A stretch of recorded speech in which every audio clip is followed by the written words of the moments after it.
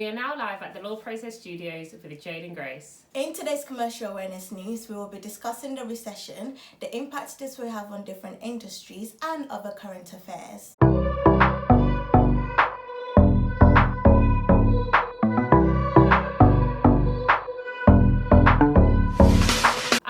You may already know, we're officially in a recession. A recession is declared when there's a significant decline in economic activity and the nation's economy experiences negative gross domestic product. Due to the coronavirus lockdown, the gross domestic product has shrunk for 2 quarters in a row, thus leading to a recession. So, with the UK now in recession, millions of people will be out of work as unemployment levels will rise. Financial markets have been rocked and supply chains face disruptions as factories across the globe have been closed, meaning the recession is going to have a significant impact on different industries. So Jade, tell us the impact it is going to have on the oil sector. The pandemic, which led to the recession, has caused a significant decline in oil demand and prices. A combination of the oil price falling below zero, the ongoing price war between Russia and the Organization of the Petroleum Exporting Countries, and the largest drop in oil in history has changed the outlook on the once grey oil sector. Yes, ExxonMobil previously enjoyed a time as the largest public company globally, and Aramco,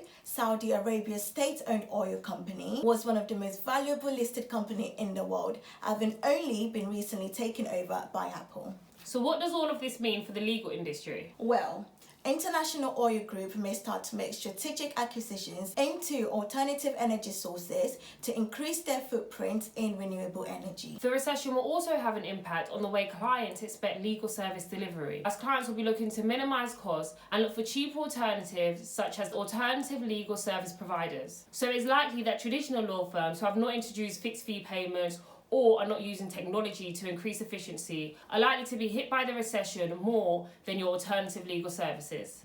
So now over to you, Grace, to discuss the latest on TikTok. So, Donald Trump has signed an executive order prohibiting all US firms from doing business with TikTok as of the 15th of September 2020. This is because of privacy and security concerns. The executive order also included an action against WeChat. WeChat is a Chinese social media, messaging and mobile payment app that is a crucial means of communication for people in China. As it stands, the order bans any transactions related to WeChat, ByteDance and Tencent Holdings Limited. Given that WeChat is used by at least 1.2 billion people globally, corporate Americans worries that this ban could be really bad for business. Companies such as Apple, Ford, Walmart and Walt Disney believe that this ban of WeChat will restrict their business. We have already seen some analysts who have predicted that Apple's iPhone shipments could potentially drop by 30%. However, it looks like Microsoft may be buying TikTok from parent company ByteDance, meaning the company will get to live on. Microsoft has said it is willing to work with the US government and has promised to bring back American users' data, which is currently being exported to China. Twitter has also come into the mix and expressed an interest in buying TikTok too.